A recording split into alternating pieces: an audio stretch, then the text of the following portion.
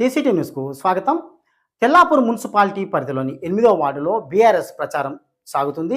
ఆ 8వ వార్డుకు సంబంధించి మాజీ వార్డు మెంబర్ సాగర్ తనదైన శైలిలో అభ్యర్థుల గురించి చాలా చక్కగా వివరించడం జరిగింది. అంతేకాకుండా గడప గడపకు తిరుగుతూ బీఆర్ఎస్కు ఎందుకు ఓటేయాలి, ఈ అభ్యర్థుల గుణగణాలు ఏ విధంగా ఉన్నాయని చాలా చక్కగా వివరించిండు సాగర్. అదేవిధంగా మనకు ఇక్కడ పక్కన కనిపిస్తుండు సునీల్, ప్యాక్స్ డైరెక్టర్ సునీల్. ఇతను ఈ మధ్య వెంకటరామరెడ్డి ప్రకటించినటువంటి పథకాలు 100 కోట్లతో చేసే అభివృద్ధి విషయంలో ఆకర్షితులై అభిమానిగా మారిపోయిండు సునీల్ ఇక్కడ మనతో పాటు ఉన్నాడు. మరి అదేవిధంగా ఆ సాగర్ చెప్పిన విషయాలు మాత్రం చాలా చక్కగా వివరించిండు. ఈ సాగర్ మాట్లాడిన మాటలలో నిజం ఎంతవరకు ఉందనేది ఇప్పుడు మనము పరిశీలించి చూద్దాం ఒకసారి.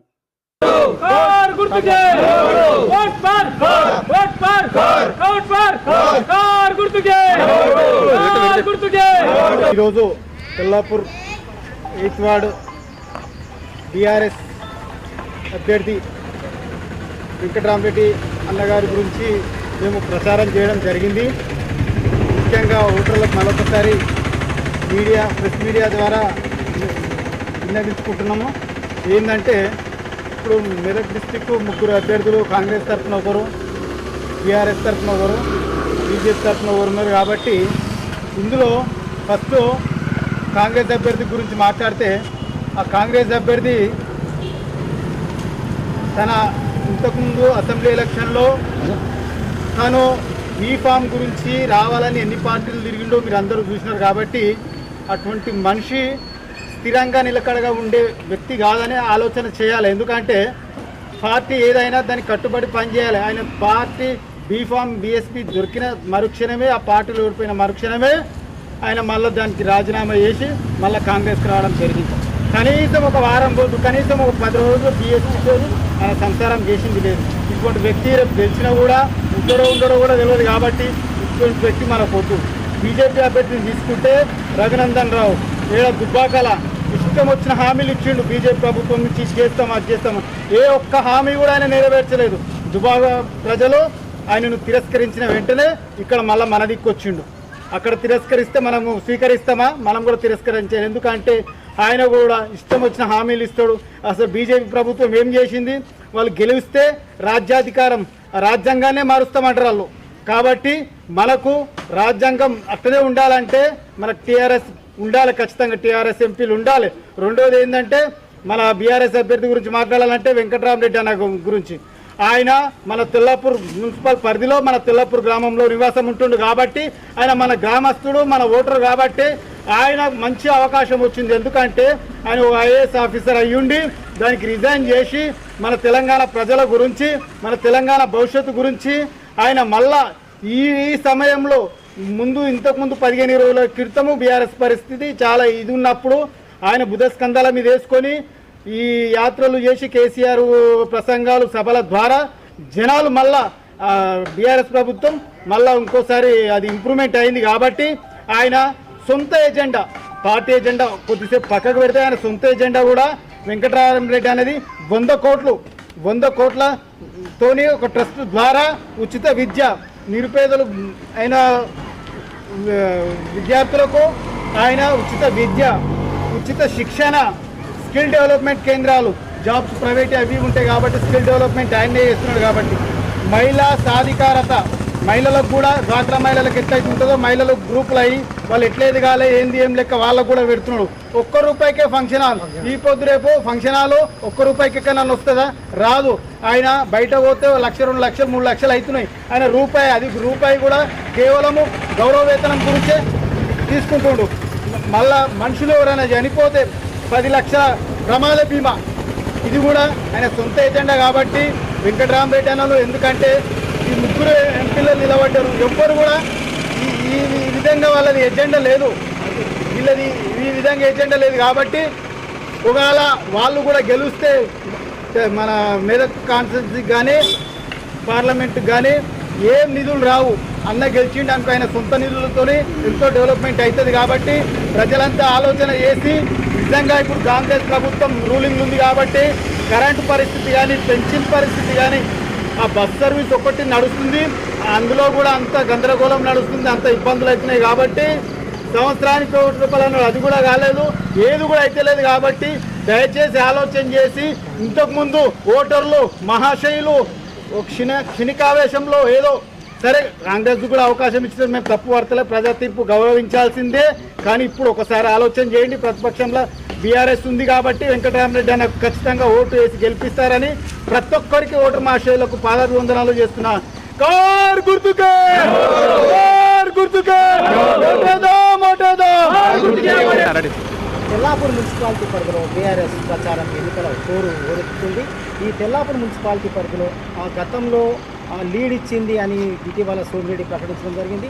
మరి ఈసారి ఎన్నికలలో మరి టీఆర్ఎస్ పార్టీ ఎంత లీడ్ ఇస్తుంది, మరి లీడ్ ఇవ్వబోతుందా అనే విషయాలను మాట్లాడుకోవడానికి మనతో పాటు కొంతమంది మున్సిపాలిటీ నాయకులను వాళ్ళతో మాట్లాడి తెలుసుకునే ప్రయత్నం చేద్దాం. నమస్తే నరసింహన్న గారు, ఇక్కడ బీఆర్ఎస్ పార్టీ తరఫున వెంకటరామరెడ్డి పోటీ చేస్తున్నారు, ఆయన ప్రచారం సాగుతుంది కదా, ఏ విధంగా సాగుతుంది? వెంకటరామరెడ్డికి ప్రజలు ఏ విధంగా నమ్ముతారు?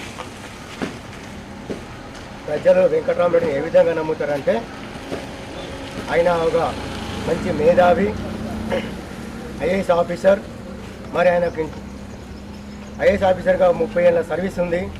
ఇవాళ ఆయనకు ఈ రాష్ట్రంలో కాదు దేశంలో కూడా ఆయనకు చాలా ఐఏఎస్ ద్వారా పరిచయాలు ఉన్నాయి. కాబట్టి ఇవాళ నిధులు కూడా అధిక సంఖ్యలో రావాలంటే ఒక చదువుకునే వ్యక్తి ఉండాలి, అనుభవజ్ఞుడు ఉండాలి, అందులో ఐఏఎస్ కూడా. కాబట్టి ఇవాళ ఆయన నిధులు అధిక సంఖ్యలో తెచ్చి మరి మెదక్ జిల్లాను డెవలప్ చేస్తామని చెప్పేసి మరి ప్రజలు కూడా అనుకుంటున్నారు. ఇలా ప్రజలు ఏం ఆలోచన చేస్తున్నారంటే ఇవాళ మంచి ఒక మేధావి వచ్చిండు మెదక్ జిల్లాకు, అభ్యర్థి బీఆర్ఎస్ అభ్యర్థి, మరి చదువుకునే వ్యక్తి ఐఏఎస్. కాబట్టి ఒక్కసారి ఆయన గెలిపించుకుంటే మరి మనకు చాలా బాగుంటుందని చెప్పేసి ప్రజలు కూడా ఆలోచన చేస్తున్నారు. అదొకటి, ఆయన ఏ సొంత నిధులు 100 కోట్లు ఆయన ఇంట్లో నుంచి తీసుకున్న నిధులు, సొంత నిధులు 100 కోట్లు. మరి ఇవాళ దాని ద్వారా ఆయన పేరు మీద ఒక ట్రస్ట్ పెట్టి ఇవాళ 5 సంవత్సరాలు ఆ 100 కోట్ల ద్వారా మ్యారేజాలు కానీ, ఉపాధి కానీ, చదువుకోవడానికి పేద విద్యార్థులకు కానీ ప్రతి ఒక్కరికి కూడా మరి ఆయన ₹1 ఫంక్షన్ హాలు, 10 లక్షలు ప్రమాద బీమా, చనిపోతే ఆయన సొంత నిధులు కేటాయించి ఇవాళ మరి ఆయన ఇవ్వడానికి ముందుకు వస్తుంది. కాబట్టి ఇలాంటి వ్యక్తిని మనం గెలిపించుకుంటే ఆయన ప్రభుత్వం మీద ఆధారపడకుండా, ఆ నిధుల మీద ఆధారపడకుండా ఆయన సొంత నిధులతో కూడా డెవలప్ చేయడం ముందుకు వస్తుంది. కాబట్టి ఇలాంటి వ్యక్తి మనం గెలిపించుకోవాలి. ఎందుకంటే మన ఇప్పుడున్న పరిస్థితుల్లో వెంకటరామరెడ్డి లాంటి మేధావి ఐఏఎస్ ఆఫీసర్ మనకు అవసరము.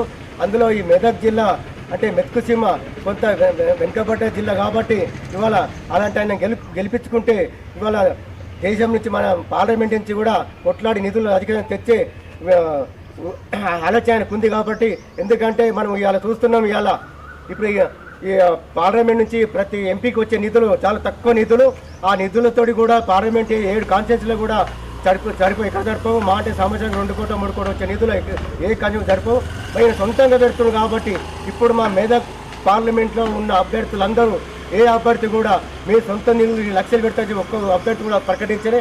మరి బీఆర్ఎస్ పార్టీ అభ్యర్థి వల్ల కారు గుర్తు మీద ఇలా అభ్యర్థి మరి వెంకటరామరెడ్డి గారు 100 కోట్లు సొంత నిధులు మరి ప్రకటించిందంటే ఆయన ఎంత మంచి మనసు, ఆయన ఎంత హృదయం మంచిదో మరి ఆలోచన చేసి ప్రజలందరూ దయచేసి మన 7 కాన్స్టిట్యూన్సీలో మా మెదక్ జిల్లాలో ఉన్న 7 కాన్స్టిట్యూన్సీలో మరి 1,00,000 మెజార్టీతో గెలిపించాలని మా తెల్లాపూర్ మున్సిపాలిటీ పరిధిలో కూడా ఉన్న ఓటర్ మార్షల్ అందరూ అమ్మలక్కలు కానీ అన్నల చెల్లెలు అందరూ కలిసి ఇంచుమించు ఈ తెల్లాపూర్ మున్సిపాలిటీలో పరిధిలో ఇంచుమించు 15,000 20,000 మెజార్టీ కూడా తీసుకెళ్ళాలని చెప్పి కోరుకుంటూ ఇవాళ ఈ ప్రజలకు ఈ వార్త మరి పోతున్నది కూడా మీ టీవీ కూడా మీ టీవీ వారికి కూడా తెలుపుతూ ఇవాళ ప్రజలు ఆలోచించడం. మేము మొన్న ఎమ్మెల్యే ఎలక్షన్ చాలా తప్పు చేసినాం, పొరపాటు చేసినాం. ఈసారి మళ్ళీ అలాంటి పొరపాటు చేయం. మాకు కేసీఆర్ అవసరం, కేసీఆర్ నాయకత్వం అవసరం, ఈ వెంకటరామరెడ్డి అవసరం, వెంకటరామరెడ్డి నాయకత్వం అవసరం అని ఇవాళ ప్రజలు ఆలోచన చేస్తున్నారు. మెదక్ జిల్లాలో ఈ 7 కాన్స్టిట్యూన్సీలో 1,00,000 మెజార్టీ కంపల్సరీ ప్రజలు ఇస్తున్నారని చెప్పి కోరుకుంటూ మీకు ఈ ద్వారా తెలియజేస్తున్నారు. మనతో పాటు మాట్లాడడానికి వెంకటరామరెడ్డి అభిమాని ఇక్కడ బ్యాచ్ డైరెక్టర్ సునీల్ ఉన్నాడు. సునీల్ అన్న నమస్తే. మీరు వెంకటరామరెడ్డి గారిని అంత ఎందుకు అభిమానిస్తున్నారా చెప్పండి అన్న. వెంకటరామరెడ్డి ఐఎస్ అధికారి సార్ ఉంటాడు. అంటే ఈయన ద్వారా ఈయన పెట్టే మేనిఫెస్టో కేవలము నేను అభిమానించే కారణం ఏంటంటే ఆయన మేనిఫెస్టో. ఈయన 100 కోట్ల మేనిఫెస్టో ద్వారా ఉచిత విద్య, ఉచిత శిక్షణ, ఎవరైతే మన పిల్లలు డిగ్రీలు ఇంటర్ అయ్యి ఇళ్ళ కాల కూర్చున్నారో అసలు వాళ్ళకు శిక్షణ స్కిల్ డెవలప్మెంట్ ట్రైనింగ్ సెంటర్లు పెడతా అంటుండు. ప్రతి నియోజకవర్గంలో ఒక్కొక్క స్కిల్ డెవలప్మెంట్ ట్రైనింగ్ సెంటర్లు పెడతా అంటున్నారు. మహిళలకు సాధికారిన మహిళలకు వాళ్ళకు కూడా ఏదైనా ఉపాధి కల్పించేందుకు వాళ్ళకు కూడా ట్రైనింగ్ ఇస్తున్నాడు. అదేవిధంగా ప్రతి నియోజకవర్గంలో ఒక మన ఫంక్షన్ హాల్ కట్టించి ఒకే ₹1 ఫంక్షన్ హాల్ కట్టించి దాని ఫీజు ₹1 పెడతా అంటున్నాడు. నేనేమంటున్నా, మళ్ళా ప్రమాద బీమా ప్రమాదాస్తు ఎవరైనా చనిపోతే 10 లక్షల ఉచిత బీమా ఇస్తా అంటున్నాడు. కాబట్టి నేనే ఆలోచన చేస్తున్నా. అంటే నేను ఒక దళితుని, తెల్లాపూర్ నివాసి, మాదిగ కులానికి చెందిన నా కోరిక ఒకటి, దయచేసి వెంకటరామరెడ్డి సార్ గెలిస్తే, ఇప్పుడు కాంగ్రెస్ గెలిస్తే కాంగ్రెస్ పార్టీకి బెనిఫిట్, బీజేపీ గెలిస్తే బీజేపీ పార్టీకి బెనిఫిట్, కానీ మెదక్ డిస్టిక్లో వెంకటరామరెడ్డి గెలిస్తే దళిత బలహీన వర్గాలకు బెనిఫిట్. ఈ పార్టీ పరంగా చూస్తలేనా, నేను దయచేసి నన్ను అర్థం చేసుకోండి. ఈ 100 కోట్ల అనేది 100 కోట్లు ఏదైతే ఉన్నదో ఖచ్చితంగా బడు బలహీన వర్గాలకు చెందుతాయి, బాగుపడతారు. కొంతమంది ఉన్నారన్నా ఆయిల్ ట్రైనింగ్ చేసే వాళ్ళు ఉన్నారు, చేనికి దళితులు తయారున్నారు, చదువుకుందామని తయారున్నారు, కానీ పైసలు. లాస్ట్ ఇయర్ మా పాప మా ఊర్లో మా తెల్లపురంలో ఒక పాప ఐఏఎస్ చదువుకున్నా ట్రైనింగ్ పోదామంటే పైసలు లేవు.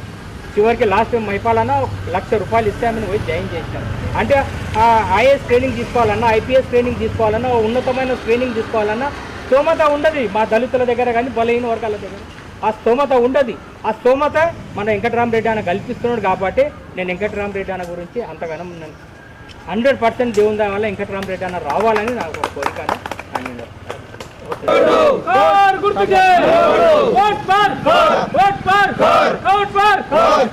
గుర్తుకే